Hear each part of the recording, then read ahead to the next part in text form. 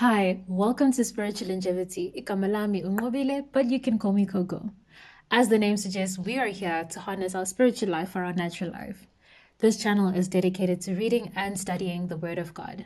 Last time I read Genesis 26, and today I am reading Genesis 27. Jacob takes Esau's blessing.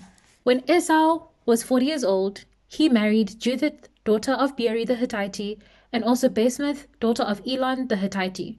They were a source of grief to Isaac and Rebekah. When Isaac was old and his eyes were so weak that he could no longer see, he called for Esau, his older son, and said to him, "My son." "Here I am," he answered.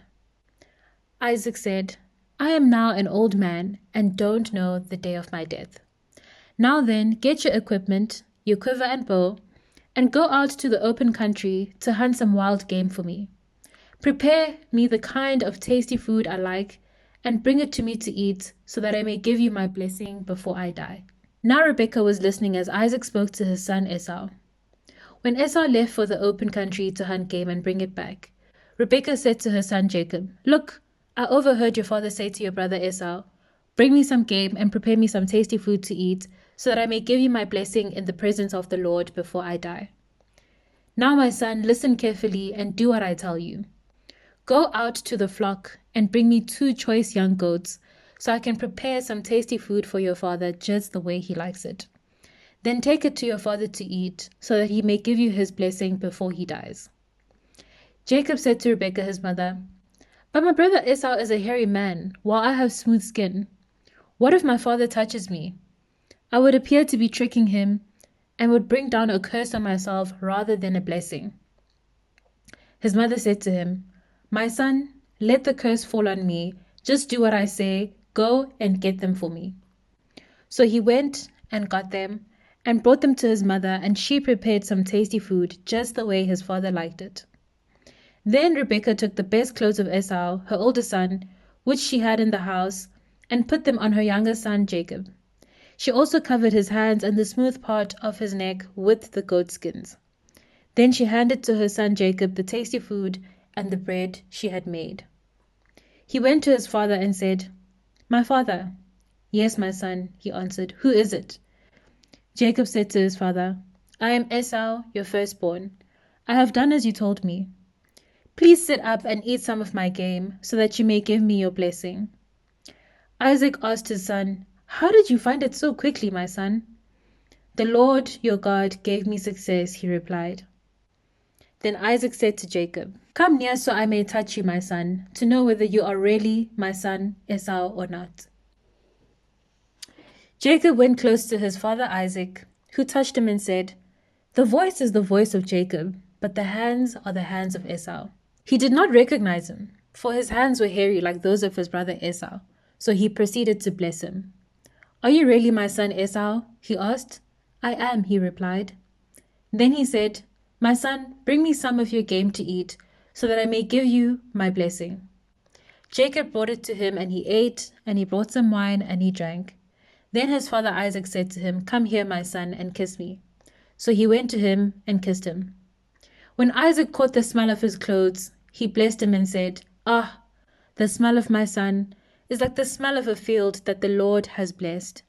May God give you heaven's dew and earth's richness, an abundance of grain and new wine. May nations serve you, and peoples bow down to you. Be Lord over your brothers, and may the sons of your mother bow down to you. May those who cursed you be cursed, and those who bless you be blessed." After Isaac finished blessing him, and Jacob had scarcely left his father's presence, his brother Esau came in from hunting. He too prepared some tasty food and brought it to his father.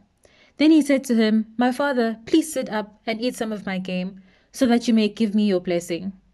His father Isaac asked him, "Who are you?" "I am your son," he answered, "your firstborn Esau."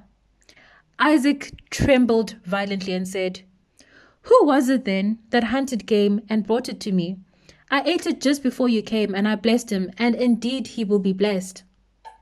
When Esau heard his father's words, he burst out with a loud and bitter cry and said to his father, "Bless me, me too, my father." But he said, "Your brother came deceitfully and took your blessing." Esau said, "Isn't he rightly named Jacob?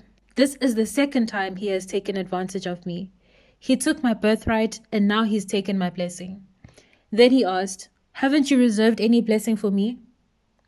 Isaac answered Esau, "I made him lord over you, and have made all his relatives his servants, and I have sustained him with grain and new wine. So what can I possibly do for you, my son?" Esau said to his father, "Do you have only one blessing, my father? Bless me too, my father." Then Esau wept aloud. His father Isaac answered him, "Your dwelling will be away from the earth's richness, away from the dew of heaven above. You will live by the sword, and you will serve your brother. But when you grow restless, you will throw his yoke from off your neck." Esau held a grudge against Jacob because of the blessing his father had given him. He said to himself, "The days of mourning for my father are near, then I will kill my brother Jacob." When Rebekah was told what her older son Esau had said, she sent for her younger son Jacob and said to him, "Your brother Esau is planning to avenge himself by killing you. Now then, my son, do what I say. Flee at once to my brother Laban in Haran. Stay with him for a while until your brother's fury subsides. When your brother is no longer angry with you and forgets what you did to him, I'll send word for you to come back from there. Why should I lose both of you in one day?" Then Rebekah said to Isaac, "I'm disgusted with living because of these Hittite women. If Jacob takes a wife from among the women of this land, from Hittite women like these, my life will not be worth living."